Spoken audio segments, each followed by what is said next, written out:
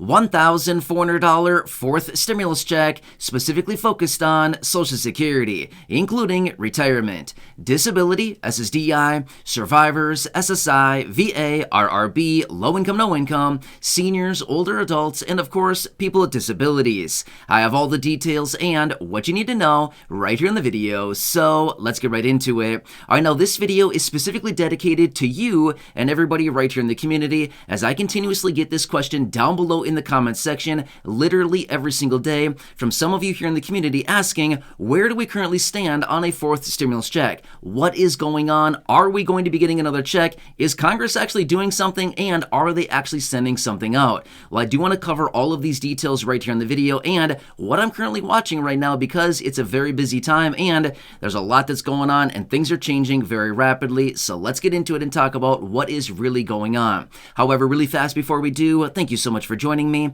If you're new here or if you haven't done so yet, please make sure to subscribe by hitting the button right down below the video, as it is my dedication, my commitment, and my promise to you and everybody right here in the community to continuously be here right by your side every single day as your one and only daily advocate, watching all this new information hitting the wire during this very busy and confusing time and this very uncertain time, as there's a lot of new information hitting the wire literally every single day. I'm here to break it down, here to do the research and deliver it to you in these short videos so you can stay posted on what's actually going on, and most importantly, what's out there that you can possibly grab and or take advantage of as a low income or fixed income beneficiary. So again, thanks so much for joining me. Please remember, I'm here for you in any way that I can be. As always, that's my dedication and I'm sticking to it. So let's get into it and talk about where we currently stand.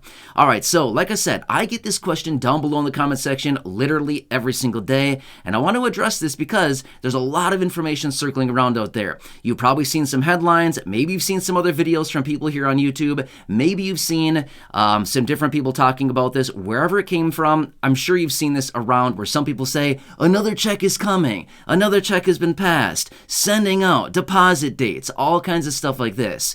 Well, let's talk about what's really going on here. And again, I want to give it to you straight here and let you know what's really going on. So before we get into all this detail, let me say this much. As of right now, no, a fourth stimulus check has not been approved yet. No, a fourth stimulus check is not being sent out right now. A fourth stimulus check is not going to be deposited in your bank account anytime soon as of right now, okay? So again, I just want to be completely fair with you and be transparent with you and let you know what is really going on here as of right now. So if you've seen other headlines saying depositing tomorrow, sending out today, all this stuff like this, no, it's not, okay? That's not what's really going on with this in regards to a fourth stimulus check in the amount of $1,400. However, I do want to point out some different things because it's a weird time right now. And again, I want to break this down for you to let you know what I'm watching, because all of this that I'm going to talk about here in this video is going to predicate the likelihood of another check and all of these details like this. All right, so let's talk through all the details like this. And again, I want to say this much. I'm not going to go into a ton of detail on all of these different aspects, because if I did, we'd literally be sitting here for an hour or longer with going through all these details. However, I want to brush on a number of different topics here and things that I'm watching very closely, because this is what it comes down to as far as another check. Now here on the channel, we've been talking about, checks and letters and all kinds of things like this, reaching out to Congress, asking them for another check. But here's the thing. I just want to be clear with you. And again, we all understand this. It doesn't matter how much we call Congress. It doesn't matter how many letters we send them. It doesn't matter how many videos we make asking them for more money. They don't care, okay? I'm just being real with you right now. They couldn't care less how much we ask them for additional assistance or money right now. It really comes down to the economy, okay? That is unfortunately what it comes down to. That is what they look like, what they look at to determine the likelihood of another check, and if the economy needs one, and then they give it to us so that we can stimulate the economy, okay? That is really what it comes down to. Again, like I said, I want to give it to you straight here, and I want to give you the details as far as what is really going on, okay? All right, so let's break down some of these details and things that I'm watching very closely as we continue to progress through 2023. Can you believe that we're this far into the year already? It seems like it was just New Year's and here we are already. I mean, craziness, right? 2023 is like zipping right on by. All right, anyway, sorry, I don't want to get too distracted here, but I'm just like, every time I look at the calendar, I feel like, are you kidding me right now? This is how far we are in the year already? Yeah, it's weird, right? Anyway, let's talk through the details here and what I'm watching closely. All right, so there's a bunch of different things here. I'm going to buzz through these as quickly as I can and try to go through a little bit of detail on each of these. Number one, watching the job market very closely, okay? When I say job market, I'm watching the initial jobless claims. Every Thursday morning, we get a report that comes out showing how many people applied for new unemployment benefits last week, okay? That number comes out every Thursday morning. I watch that one, but also the first Friday of every month, we get the non-farm payroll number. This is the report that is released once per month, and it gives us a glimpse into what's going on with the job market. How many jobs were created? How many jobs were lost? What is the unemployment rate doing? Is it going up? Is it staying the same? Is it going down? It also shows us labor participation rate, as in how many people between the ages of 16 and 65 are working or actively seeking work, right? It also gives us a glimpse into what's going on with payrolls. In other words, are people are they earning more? Are earnings going up? Are they going down? What's going on there? It also gives us a glimpse into average hours worked, okay? So it gives us a lot of different metrics that we want to watch very closely. Now, again, you don't need to understand all those details, but that's something that I'm watching closely because it gives us a glimpse into what is really going on with this economy and the health of the economy. Is the economy strong? Is it not strong? Are people losing jobs? Are people gaining jobs? Is the unemployment rate going up or is it going down? Are people earning more money or are they earning less money? All of these are key factors, right? We got to watch all the details here closely. But again, like I said, you don't need to understand all that stuff on a deeper level. Doesn't really matter. I'm watching all that stuff closely because these are all of the kind of little details under the hood. It's like an engine in a car, right? You don't really need to know how the engine works. All you need to know is when you get into the car, is it going to be reliable to get you from point A to point B? You don't need to know how the engine works in order to get from point A to point B, right? Yeah, it's kind of the same thing. All of these details that I'm looking at here are kind of like the under the hood details of the economy, okay? That's what I'm watching closely as well. Now, that is one of those metrics that works very, very slowly. It's one of those things that changes slowly. But again, it changes slowly in both directions. When jobs start to get lost, they start to lose, and then all of a sudden, we start to see the unemployment rate ticking higher and higher and higher, and it takes time to reverse that thing. But also, once it starts moving in a direction, it typically moves in that direction for quite a while until it gets reversed. And again, it takes several months to reverse that trend. Either way, I'm watching the job market very closely. Here's why. When it comes down to it, the job market is ultimately very, very, very important and a very influential factor when it comes down to the health of the economy. Because here's the thing. If we have a strong economy, generally, there's a lot of job creation. People are getting jobs. People are working more hours. The incomes and hourly the hourly wages are increasing, the labor participation rate is increasing because more people are working, all kinds of metrics like this. So when the economy is strong, again, the job market is also very strong generally, okay?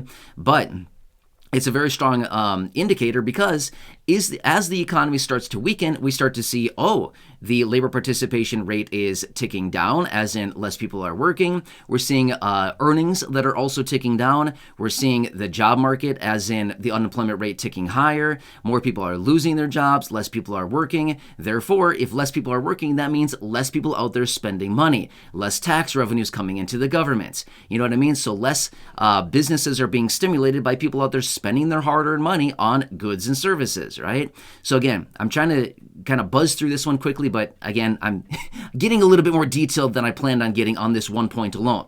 My point is, long story short, I'm watching the job market very closely. This is one we'll need to watch very closely.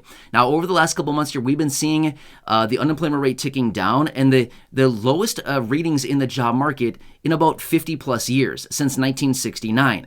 Now, is that a positive thing or bad? Is it a positive or bad thing? Here's the thing.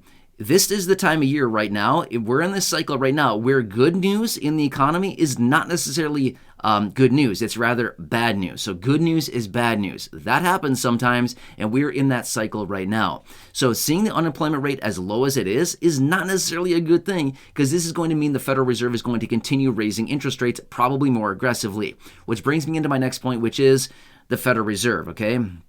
So for about a year now, the Federal Reserve has been aggressively raising interest rates. Now again, we got to watch this one very closely because this is like the boa constrictor, right? The big old snake wrapped around the lamb or the sheep or whatever. I'm just trying to use an analogy. Sorry. It's kind of a graphic one. Sorry about that. But my point is, you kind of get the objective of a boa constrictor, right? He wraps around and he starts to tighten and tighten and tighten. And then you know the end of what the fate of that thing is, right? So my point is, the Federal Reserve is kind of like the boa constrictor. They're wrapping around the economy and they're starting to tighten, tighten, tighten. In other words, they're raising interest rates, making it more difficult for people to pay off debts. And anybody that's borrowing money is paying a higher interest rate, therefore making it more difficult for not only us, the consumer, the individuals, but it's also making it more difficult for businesses as well, because they're just making it more expensive to borrow money, right?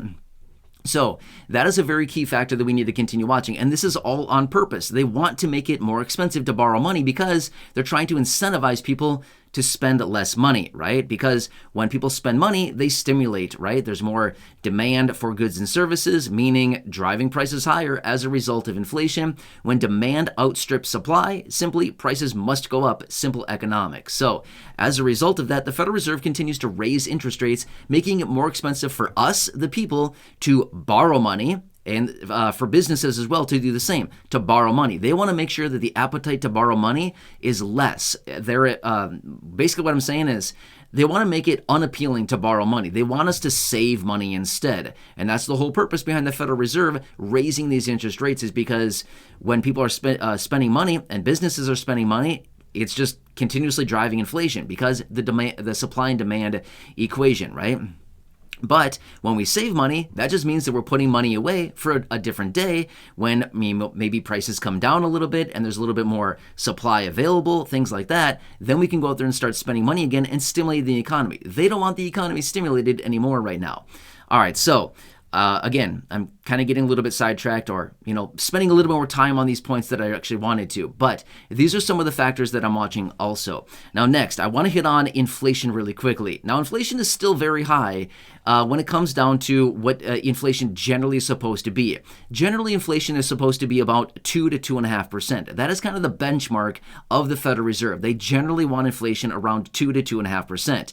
But it's still sitting significantly higher than that right now. So they will continue to come in and raise interest rates as a result. But like I've said before in other videos, even though they're talking about inflation now and it's a big deal and printing more money and more stimulus is just going to cause more inflation, the answer is yes. But at the end of the day, when it comes down to it, if the economy really falls off a cliff, as many people are suggesting this year in 2023, the Federal Reserve is not going to be concerned about inflation anymore. They're going to be concerned about revitalizing the economy. That will be the number one focus of the Federal Reserve, as well as what Congress wants to do as well. So even though they act like they care about inflation now, inflation will not even be a talking point anymore once the economy is really in a situation where it's really going down quickly. They won't care less about inflation. They will be worried about coming back in to make sure that the economy is brought back up, reinflated, and jobs are created yet again. That will be their primary focus.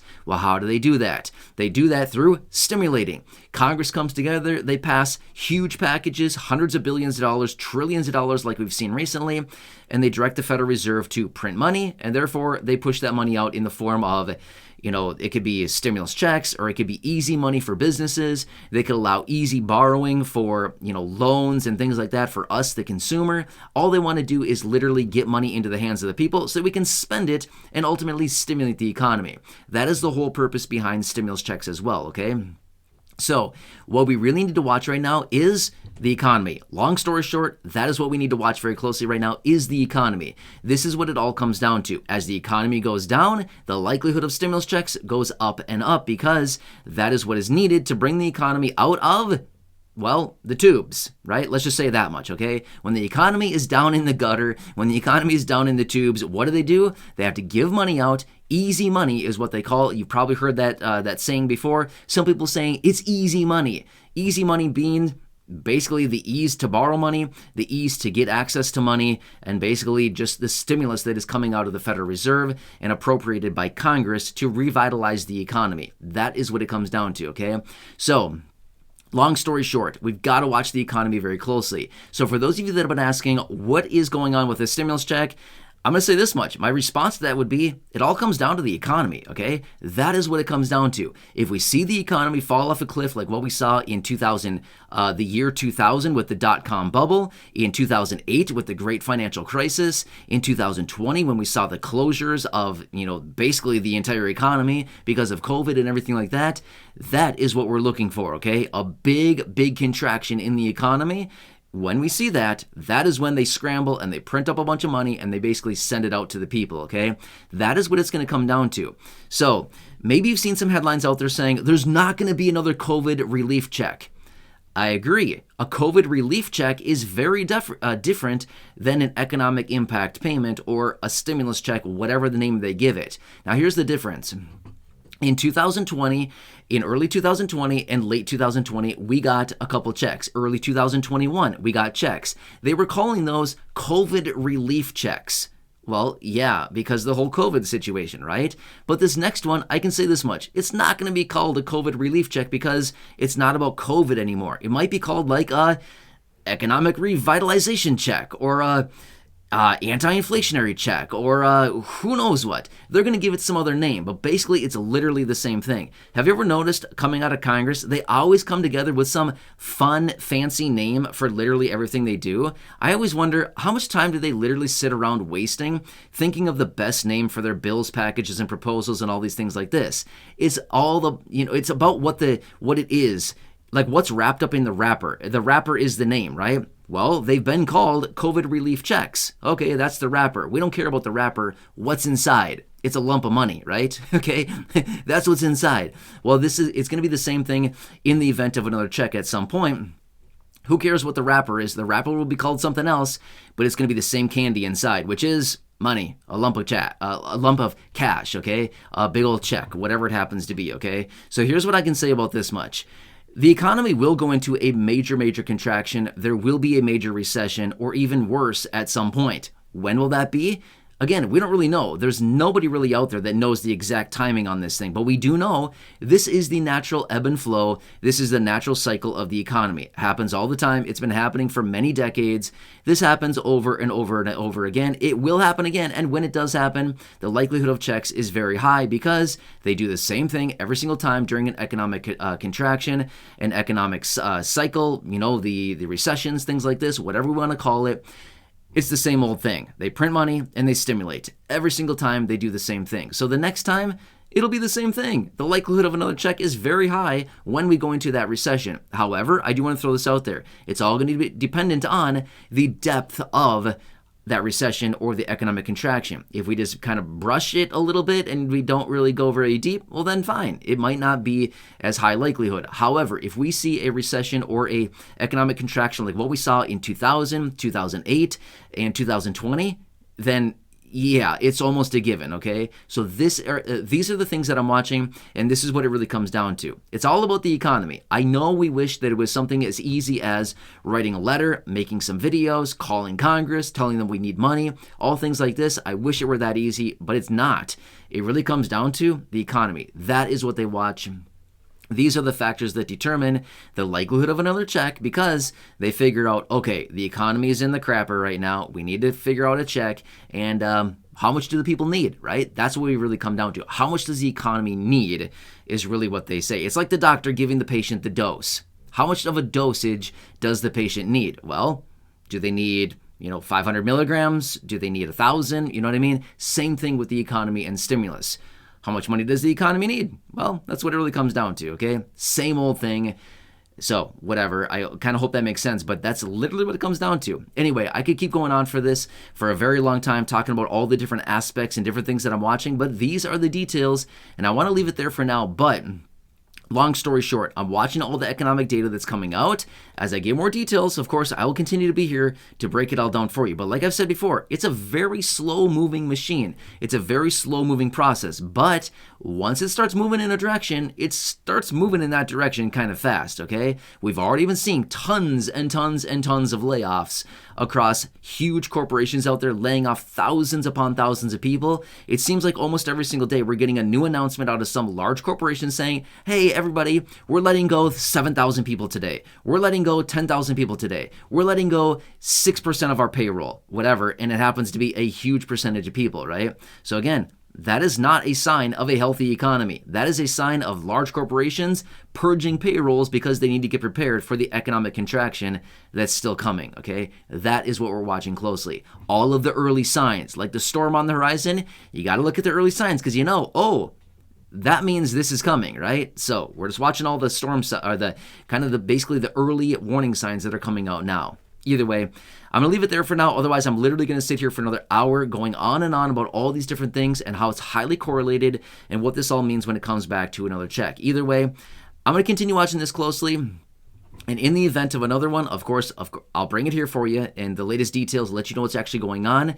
But these are the factors that I'm watching closely. And again, according to what people are saying, this year is going to be kind of an ugly one when it comes to the economy. Let's see if it's true. We're still relatively early in the year. But again, there's a lot of this year left, okay? So we got a lot of time to go here. Either way, I'll continue to be here for you right by your side every single day. Please subscribe down below if you haven't done so yet. Share the video with your friends, family, social media, and go back and check out any of the other thousands of videos here on the channel. Until next time, enjoy your day and leave your comments, your questions, your feedback down below, and I'll catch you again later in the next video.